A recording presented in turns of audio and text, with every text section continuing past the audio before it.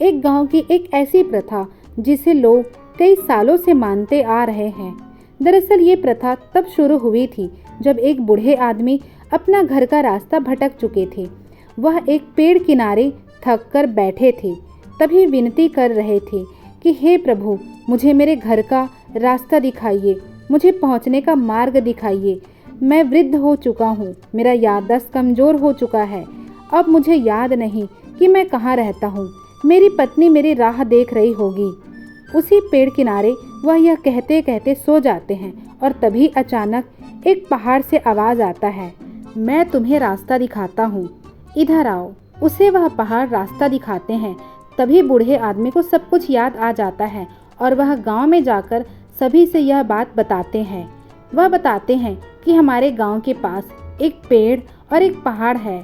पेड़ किनारे बैठकर जो तुम मांगोगे वह पहाड़ तुम्हें दिखाई देगा और पहाड़ तुम्हारी मदद करेगा। फिर क्या, देखते ही देखते पूरे गांव वाले उस पहाड़ और पेड़ की रक्षा करने लगे और जब भी उस गांव में बड़ी विपत्ति आती, सभी उस पेड़ और पहाड़ के सामने जाकर विनती किया करते और वह पेड़ और पहाड़ उन सभी की समस्या का समाधान निकालकर गांव वाले की रक्षा करते। और जब जब विपत्ति आती थी, सभी उसी से जाकर समाधान मांगते थे।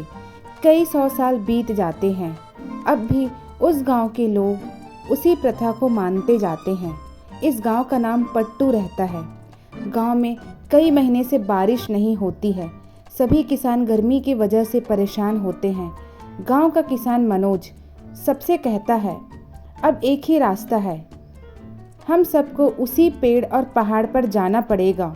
अब एक ही रास्ता बचा है, वही पेड़ और पहाड़ हमारी मदद करेंगे। तभी बिस्वा कहता है, भाई वो जगह बहुत दूर है, चलो हम आज रात को ही निकलते हैं ताकि हम सुबह तक पहुंच पाएं। सभी गांव वाले मुखिया के साथ इस बात पर राजी हो जाते हैं।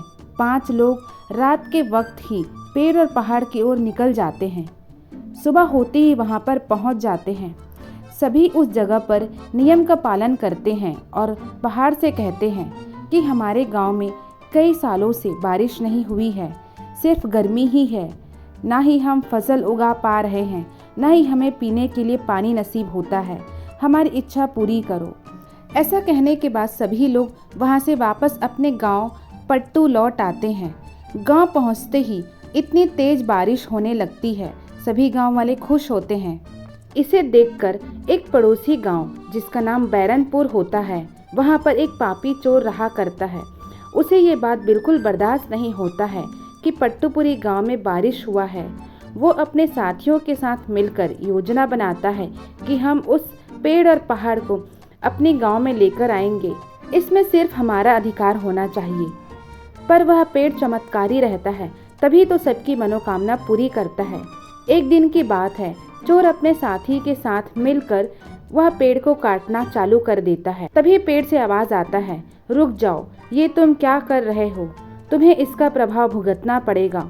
जैसे तैसे करके वह चोर उस पेड़ की टहनी को काट देता है। कुछ ही देर में चोर और उसके दोनों दोस्त बकरी बन जाते हैं।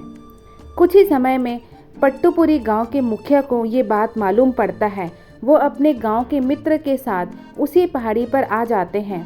वहां पर 3 बकरी चारा खाते दिखते हैं और पेड़ आधा कटा होता है। तभी मनोज कहता है, इन लोगों ने बहुत बुरा किया है। मनोज मुखिया से कहता है, पेड़ की टहनी को जोड़ना पड़ेगा, वरना अब कोई भी मनोकामना पूरी नहीं होगा। सब मिलकर उस पहाड़ से कहते हैं, हमारी मदद करो, हमारी मदद करो। पर पहाड़ से अब कोई भी आवाज़ नहीं आती। सब कुछ अब खत्म हो जाता है। मुखिया मन ही मन दुखी हो जाते हैं और सबको वापस गांव ले आते हैं और अपनी माता से सब बात कहते हैं। उसकी माता कहती है, बेटा नरेंद्र, तुम जाओ और पता करो कि इस कहानी के पीछे आखिर क्या राज है। आखिर उस पेड़ और पहाड़ के पीछे क्या राज है? क्यों वो चमत्कारी था? क्यों वो भले लोगों की मदद किया करता था? पर उस पापी चोर ने उस पेड़ को ही काट डाला। अब वो पेड़ जादू करने के लायक नहीं रहा। आखिर उसकी शक्ति कैसे खत्म हो गई? तुम जाओ और इसका हल ढूंढ निकालो। नरेंद्र ठान लेते हैं कि इस पेड़ और पहाड़ ने कई सालों तक हमारी रक्षा की है, अब मैं भी इस पेड़ की रक्षा करूंगा। मैं पता लगा कर रहूंगा। नरेंद्र अपने घर से निकल जाते हैं और दर बदर गांव से गांव भटकते रहते हैं राज की बात पता करने। एक दिन वो एक सुनसान रास्ते पर निकल पड़ते हैं जहां पर एक साधु तपस्या में बैठे रहते हैं। वो जाकर अपनी समस्या कहते हैं। तभी साधु बताते हैं कि मैं तुम्हें एक गांव का नाम बताता हूँ, वहाँ जाना और जय वीरों के बारे में पता लगाना। तुम्हें वहाँ सारी समस्या का समाधान मिल जाएगा। नरेंद्र साधु के बताए गांव में सारंगपुर चले जाते हैं। वहाँ वो सबसे जय वीरों के बारे में पूछते हैं। कई महीने ऐसे ही बीत जाता है पर नरेंद्र को कोई भी गांव वाले ये नहीं बता पाते कि जय वीरू कौन थे। तभी नरेंद्र मायूस होकर उस गांव को छोड़ने का सोचते हैं और उसी रात निकल जाते हैं। थोड़ी ही दूर जाने पर नरेंद्र को एक आश्रम दिखाई देता है जिसमें कोई नहीं रहता। उसमें सिर्फ पुरानी किताब और कुछ चित्र दिखाई देते हैं। नरेंद्र कहते हैं कि आज काफी रात हो चुका है, मैं यहीं रुक जाता हूँ, यहीं थोड़ी देर आराम कर लूँगा। सुबह होते ही मैं इस गांव को छोड़कर चला जाऊँगा। नरेंद्र को वहाँ बेचैनी से होती है। तभी वह आश्रम में रखे किताब और चित्र को देखने लगते हैं और अपना समय बिताते हैं। तभी अचानक नरेंद्र की नज़र एक किताब पर पड़ती है जिसमें साधु की कहानी लिखी होती है। एक बहुत पुरानी किताब में जय और वीरू की कहानी लिखी होती है। नरेंद्र बिना किसी देरी का उस किताब को पढ़ना शुरू करते हैं। कई 100 साल पहले की बात है। इस गांव में 2 भाई रहा करते थे, जय और वीरू। दोनों दिमाग से तेज और दृढ़ निश्चयी साधु थे। वो अपनी तपस्या से गांव वाले की मदद करते थे। उसकी तपस्या से उसके गुरु भी बहुत प्रसन्न रहते थे। एक दिन की बात है, दोनों भाई अपने ही गुरु का अनजाने में तपस्या भंग कर बैठते हैं। गुरु दोनों को श्राप देते हैं कि तुम दोनों पेड़ और पहाड़ बन जाओगे, पर तुम्हारी अच्छाई हमेशा कायम रहेगी। तुम दोनों की मुक्ति तभी संभव है जब कोई भले मनुष्य विपत्ति आने पर तुम्हारे इसी गांव के पवित्र जल को तुम्हारे जड़ पर और पहाड़ पर डालेंगे।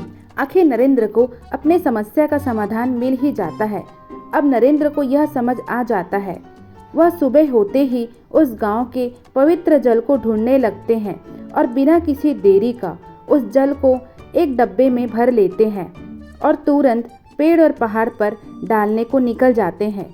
दूसरे दिन नरेंद्र उस पेड़ और पहाड़ के पास पहुंच जाते हैं। बिना किसी देरी किए नरेंद्र उस जल को पेड़ के जड़ पर और पहाड़ पर छिड़कते हैं। जल के पड़ते ही दोनों भाई वहां से मुक्त हो जाते हैं और जाते जाते नरेंद्र से कहते हैं, हम दोनों भाई को मुक्ति देने के लिए धन्यवाद। हम हर हाल में तुम्हारे गांव और तुम्हारी जरूर मदद करेंगे।